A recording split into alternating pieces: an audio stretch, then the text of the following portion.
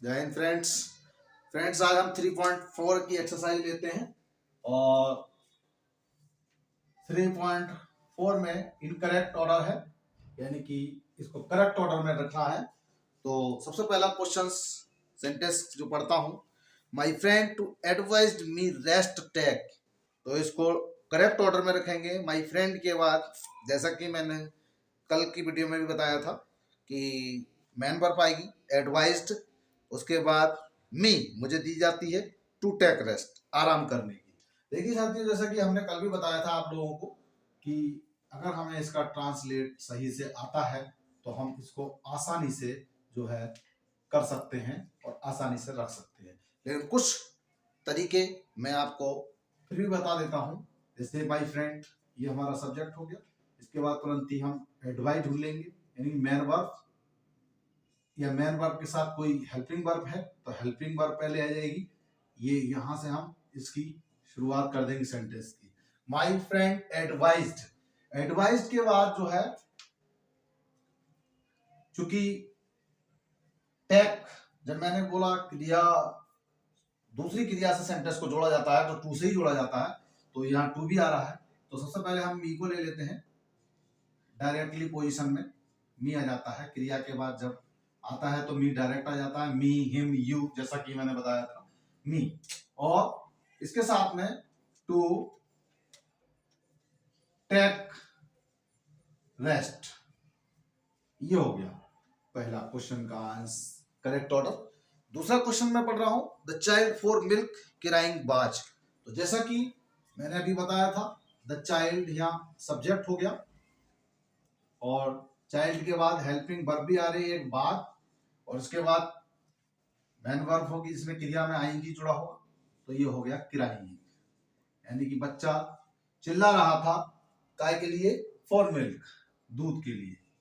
तो यहां हम कर देंगे for milk.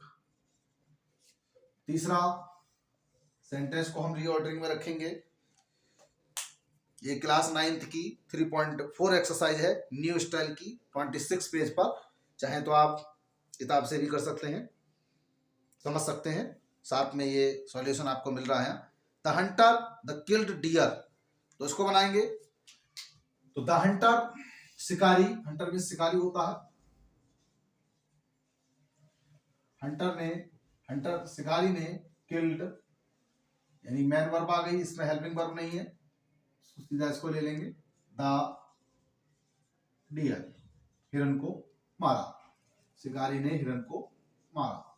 Next sentence, my mother did give not me a book, इसको सही करके रखेंगे। माई मदर, उसके बाद जो है डिड हमारी हेल्पिंग वर्ब है, इसके साथ में नॉट आ जाएगा, फिर हमारी मेन वर्ब गिव आ जाएगी।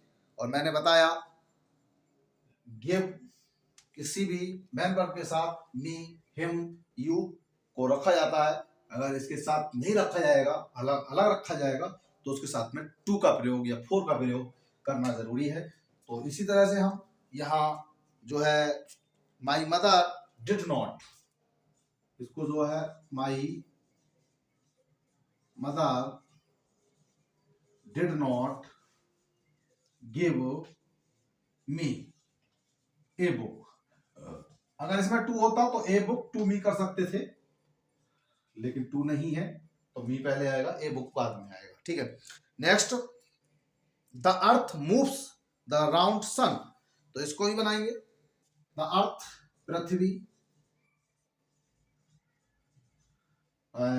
मूव्स,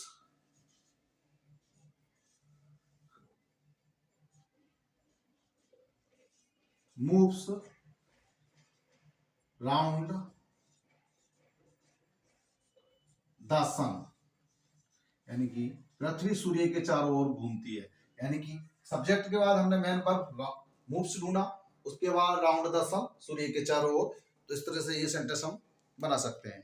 अगला है कबीर ए बाज पोएट फेमस, तो इसको भी इन्होंने तोड़ मरोड़ के पेश किया है। तो कबीर बाज, हेल्पिंग वर्ब आ गई, ए फेमस पोइट, इसको बना देंगे ए फेमस पोइट। और नेक्स्ट सेंटेंस इसका रहेगा the teacher the office in was not. तो सबसे पहले द टीचर सब्जेक्ट जो है,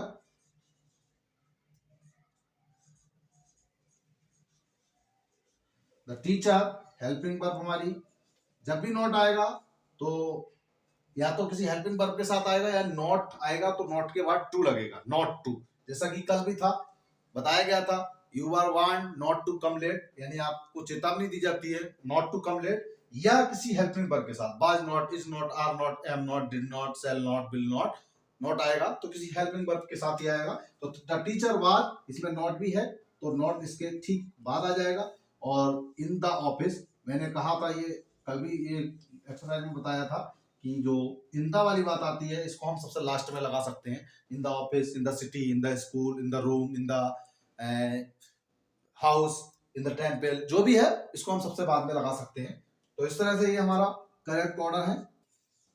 नेक्स्ट सेंटेंस हमारा है द टीचर, ये हो गया था द टीचर वाला।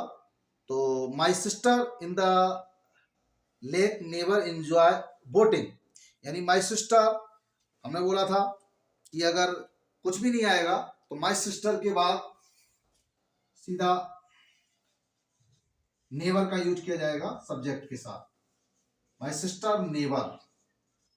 इसके तुरंत बाद मैन वर्ब ढूंढेंगे। इसमें हम सबसे पहली बात हमें मैन वर्ब ढूंढना अगर आता है तो करेक्ट ऑर्डर हम कर सकते हैं। और मैन वर्ब के बाद क्या रखना है, क्या हमको आगे पीछे करना है इसको, यानी कि सब्जेक्ट, उसके बाद हेल्पिंग वर्ब है तो हेल्पिंग वर्ब, नॉट है तो नॉट लगेगा, उसके बाद मैन वर्ब, मैन वर्ब के बाद मी, यू, अस का हमने यूज बता ही दिया कैसे प्रयोग करते हैं इनको। अगर टू है तो बाद में भी लगा सकते थे, लेकिन टू नहीं है तो ये तुरंत मैन वर्ब के बाद आती है, ये चीज हम बता चुके हैं। तो माई सिस्टर नेवर इंजॉयज, यानी कि हमको मिल गई मैन वर्ब, यानी क्रिया में जब एस या एस लगी हो तो ये हमारी मैन वर्ब ही होगी, ठीक है।